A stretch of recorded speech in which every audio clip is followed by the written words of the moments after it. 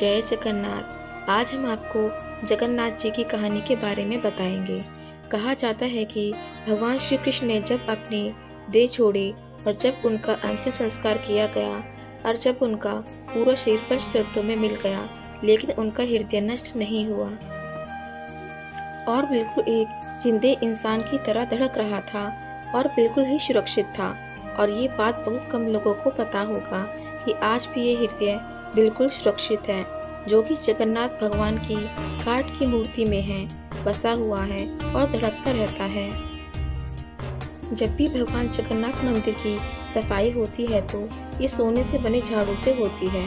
भगवान जगन्नाथ को कलयुग का भगवान भी माना जाता है। उड़ीसा के पुरी में भगवान जगन्नाथ जी अपनी बहन सुभद्रा और भाई बलराम के साथ विराजमान हैं। परंतु भगवान जगन्नाथ से जुड़े हुए बहुत से ऐसे भी रहस्य हैं जिसका आज तक कोई पता नहीं कर सका।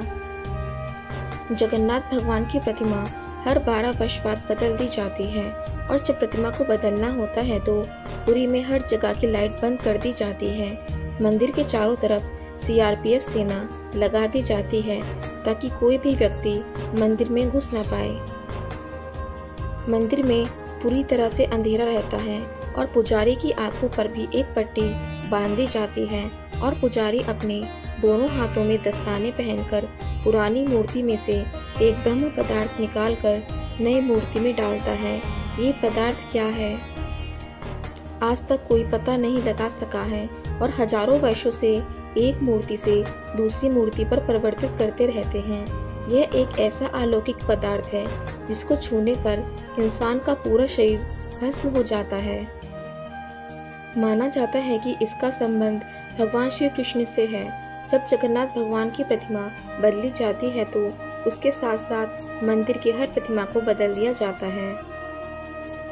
प्रतिमा तभी बदला जाती है जब आषाढ़ के 2 महीने आते हैं। वैसे ऐसा 12 से 14 सालों में एक बार होता है। जब ऐसा होता है तो इसे नव कलेवर कहते हैं। लेकिन आज तक कोई भी पुजारी यह नहीं बता पाया कि वो पदार्थ क्या है। इसे एक मूर्ति से दूसरी मूर्ति में डाला जाता है। जिन पुजारियों ने उस पदार्थ को हाथ लगाया है उनका कहना है कि यह खरगोश की तरह उछलता रहता है। और आज भी हर साल जगन्नाथ यात्रा के पहले वहाँ का राजा स्वयं अपने हाथों से झाड़ू लगाता है। और इस मंदिर की एक खास बात यह भी है कि जैसे ही हम मंदिर के सिंह द्वार से पहला कदम अंदर रखते हैं तो समुद्र के लहरों की आवाज़ सुनाई देनी बंद हो जाती है, जबकि जैसे ही मंदिर से एक कदम बाहर रखेंगे समुद्र के लहरों की आवाज़ें तेजी से कानों में सुनाई देने लगती हैं। अक्सर मंदिरों के ऊपर पक्षी बैठे हुए दिखाई देते हैं, परंतु जगन्नाथ मंदिर के ऊपर से कोई भी गुजरता हुआ नहीं दिखाई देता और मंदिर पर लगा हुआ झंडा हमेशा हवा के विपरीत दिशा में लहरता है। और पूरे दिन किसी भी समय भगवान जगन्नाथ मंदिर के मुख्य शिखर की परछाई नहीं बनती है। मंदिर के लगभग 45 मंजिल ऊपर लगे झंडे को प्रतिदिन बदला जाता है, क्योंकि ऐसा माना जाता है कि अगर यह एक भी दिन नहीं बदला गया तो मंदिर पूरे 18 साल के लिए बंद हो जाएगा।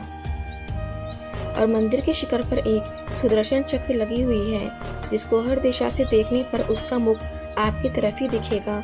मंदिर के प्रसाद जब बनता है तो उसको पकाने के लिए एक के ऊपर एक बर्तन रखा जाता है और नीचे लकड़ी की आग लगाई जाती है और सबसे ऊपर रखे हुए बर्तन का प्रसाद सबसे पहले पकता है। जगन्नाथ भगवान मंदिर में कभी प्रसाद घटा नहीं है और सबसे आश्चर्य की बात यह है कि मंदिर के कपाट जब बंद होते हैं तो प्रसाद भी अपने आप समाप्त हो जाता है। जय जगन्नाथ जी।